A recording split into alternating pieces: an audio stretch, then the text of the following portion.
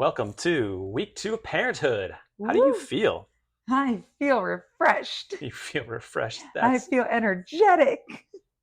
I don't think so. I don't think so. Sleep deprivation has set in and it is real. So we had 4 nights in the hospital, first of all. So we didn't get any sleep there, right? No, And then coming out of that, we've gotten some sleep, we've had some really good nights. but we had some really bad nights. And those bad nights really hit you. Yeah. I think also you're learning the first few days home, you also have to remember you're on his schedule. So you have to feed him every 3 hours. So you're setting your alarm every 3 hours, which is normally you sleep through the night, or at least if you wake up, you fall back asleep. Right. Now you're waking up and you have to do stuff Right. and then try to fall back asleep. And try to fall back. But you're anticipating the alarm going off, and then you're trying to fall back to sleep. So that 3 hours, you're actually getting maybe an hour, hour and a half. Like, Yeah. By the time he's down and then he's squirmy and then he falls asleep, you're like, okay, I can rest my eyes. And then your alarm goes off. right now, let's just jump right into the most controversial issue in the country right now: In the country. Oh, with, breastfeeding, oh, breast milk versus formula. pumping versus exclusive breastfeeding. What are you? What are you doing, Jen?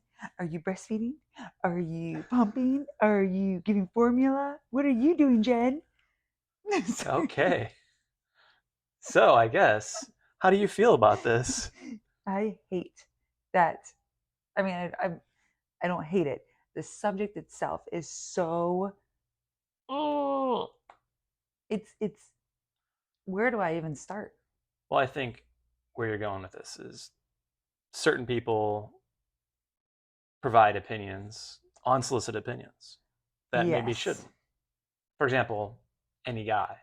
men should not give opinion on breastfeeding or pumping or what you should and should not be doing or what's best for your baby. It's like, are you doing anything with these?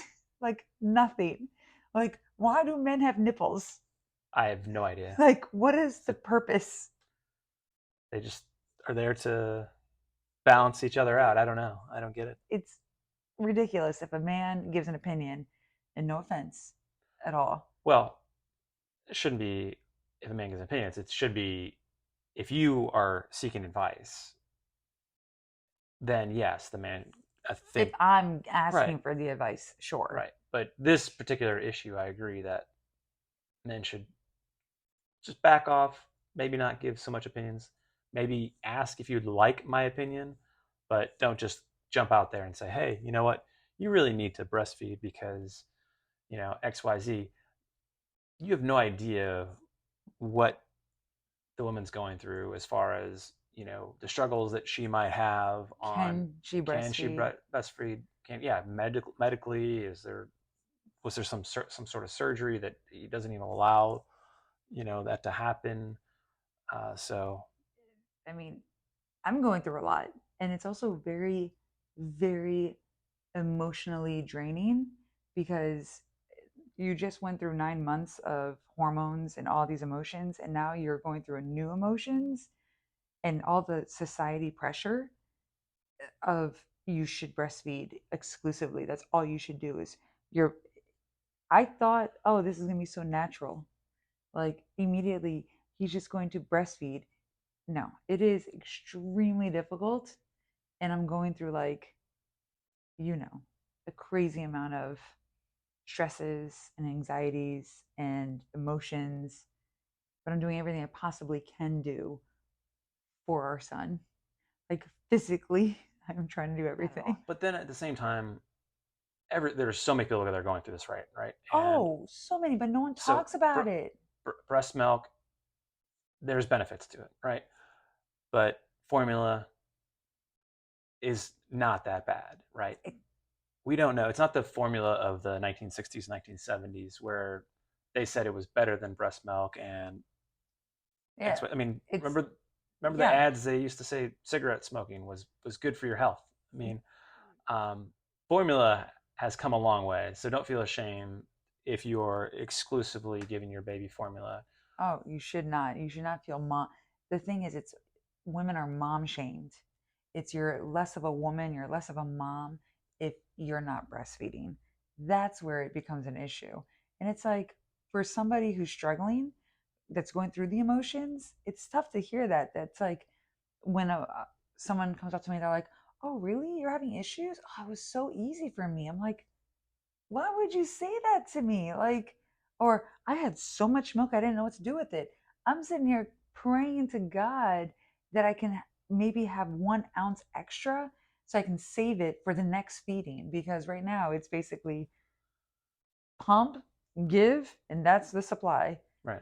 And sometimes it's like I'm not even pumping enough for him Right. because he's drinking at 3 ounces, and sometimes I produce three, sometimes I produce 1.5.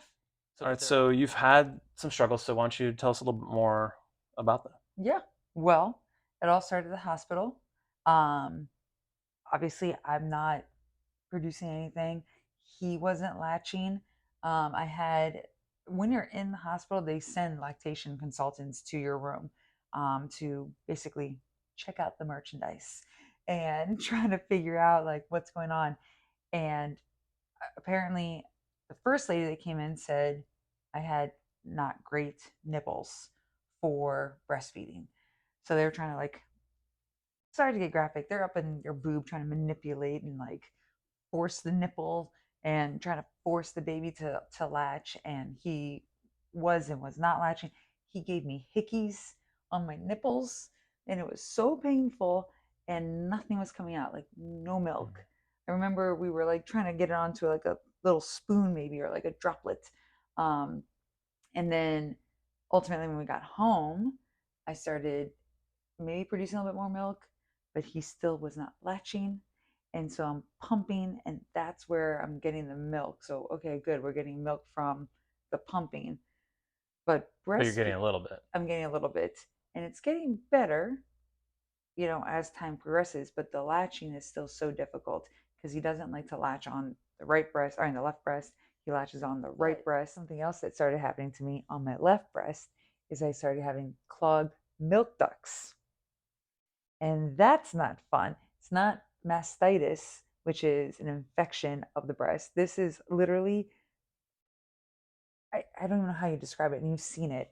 When I'm pumping, like these clots of milk come out, and they're like this big, and they're like, It's like when you put milk in the microwave for too long. ew, it's like curdled. That's what it is. Yeah. It's curdled milk. That's so awful.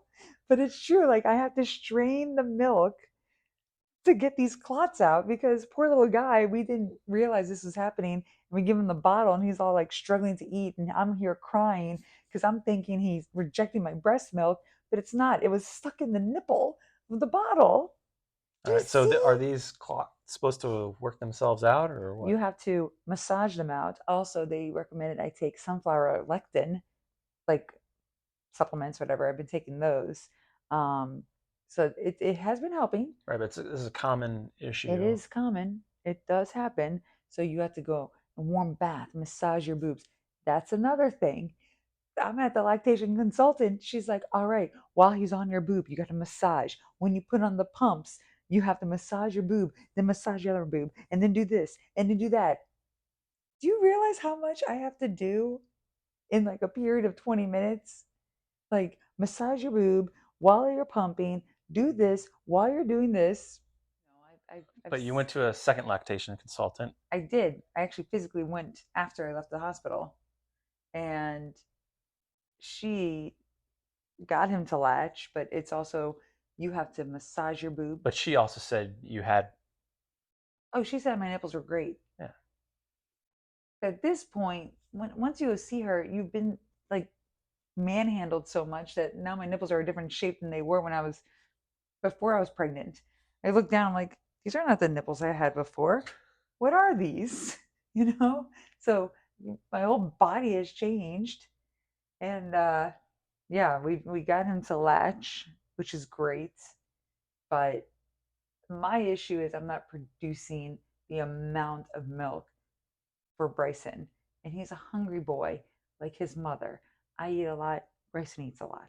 So I wish you could. But you're doing the best you can, and it's not to say that you don't want advice. You do want advice. Obviously, there's a lot of your friends have been through this, Yeah, and so it's just be careful. Don't give unsolicited advice or say, "Hey, if you need any help," you know, because it is a very sensitive it is because subject, and everyone goes through women it. struggle with this so much, and it's not talked about a lot. So, It's not. You only hear the really positive stories. I feel like you never hear the struggles. mm-hmm. And then uh, for me, I feel like it's any decision I make, I'm getting judged or I'm getting looked down on. If I decide, like, okay, I want to just exclusively pump and not breastfeed, it's like, oh my God, you're losing connection with your son. But like I've said to you, I felt for a few days I had no connection with my son, even trying to, because it was so much stress trying to breastfeed, pump, get the milk out, that I wasn't feeling a bond with him because I was so concerned about how am I going to feed him. That once I remove sometimes some stress, everything just kind of feels better. Because if he's not feeling good on my boob and I'm not feeling good with him on my boob, nothing's happening, you know. But every woman's story is different, and what everyone does, they got to do what's best for them and for the baby. And the best piece of advice I got was fed is best. As long as the baby is fed, no matter which way, if it's on the boob, pumped, or formula, as long as they're getting food or a combination. or combination, that's all that matters. All right. It's painful. Like I said, I was being manhandled, and the pumps, you know what the pumps do? Have you ever looked at the pump while it's pumping? It's like your nipples in this thing. It's like it's elongating your nipple. Your nipples are different. Like I said, I don't even know what's going on. It's not painful anymore, the pump. However, his little mouth, that's painful. That can get a little bit painful. Not so much on this boob. This boob, quite painful. But yeah, those are the pains. They're getting better. It's getting better. It's all a learning process for everyone involved.